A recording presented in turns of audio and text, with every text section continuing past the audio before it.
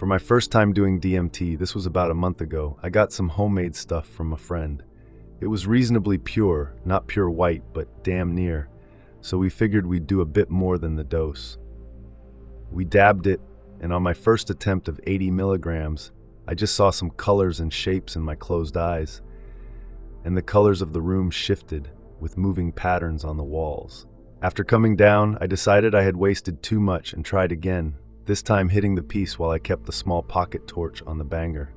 I took one massive hit and felt the room change.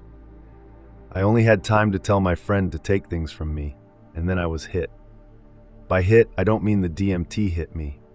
I mean I was literally hit by what felt like a bus and died. As I floated in a void of nothing, by all accounts dead, I had nothing to do. It was eternal. I had always been and would always be. I felt as though I was God before the creation of the universe. I was everything and nothing. After what I thought was a millennium, I opened my eyes, thinking the trip was over. Hearing the soft sounds of Here Comes the Sun playing on the vinyl in the corner of the room. A sudden realization hit me. The song had been what I had intended to blast off to, and the first verse had not even ended. I looked down and saw all points of the room begin to be visible, as if looking from the fourth dimension into ours. Then, by turning my head in that space, I was confronted by a wall of hands that lifted me up and out of our universe.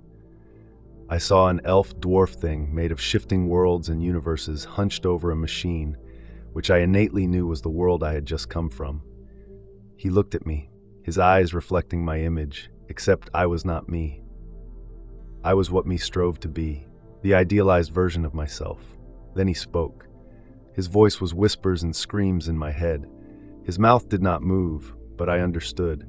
He was proud. I was his creation and had found my way to him, but he was just a mechanic, a blue-collar worker in that place. He said he was going to show me what his world was and take me to them. We left his home, for lack of a better term, and began walking down the way to a palace supported by pillars formed from timelines twisted like DNA compressed into chromosomes.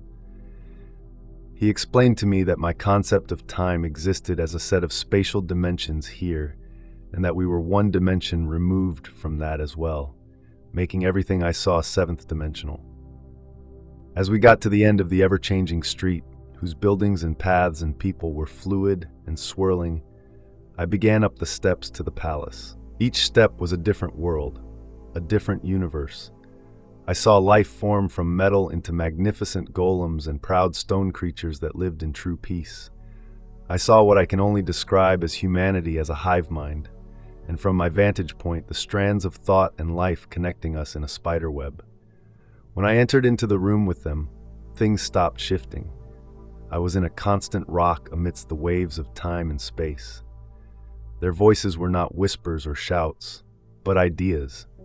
They were sentinels if only one word could be used. Their faces were soft yet grim, and with their many eyes and mouths and faces, they looked at me, not in shock or in anger, but as a father looks at his child after his first words, or as a groom looks at his wife as she walks down the aisle. They spoke to me of how impressive it was that I made it here and how lucky I am to witness this. I was permitted 2 questions. I heard my friends who were coming down from their own adventures asking, "Is this real? Are we real?" For the first time, they had a voice that was in language. No. I was shocked by this, but managed to ask, "What is the meaning of all?" They stepped to the side. No answer was given, but as they moved, the walls and floor shifted up into a shape that defied my understanding even with the 7 dimensions I was grasping then. It pulsated and flowed, glowing with a light from within and without. I knew then I could not understand, but was given lessons that stick with me still. My father, or creator, or whatever he was, looked at me with love in his eyes and told me I must return home, for my purpose was not yet done. He told me that every life he has made is precious, and to live in a way that brings me happiness, for it is all he wants for all of us. I closed my eyes and was back. Since then, an idea has permeated my last few acid trips and even sober life. I no longer can see life as individual beings, but as a single entity experiencing itself, making our way through the void in the best way possible. I met God, but he treated me as his equal. He showed me how to love and showed me the truth in my life. Thank you for listening.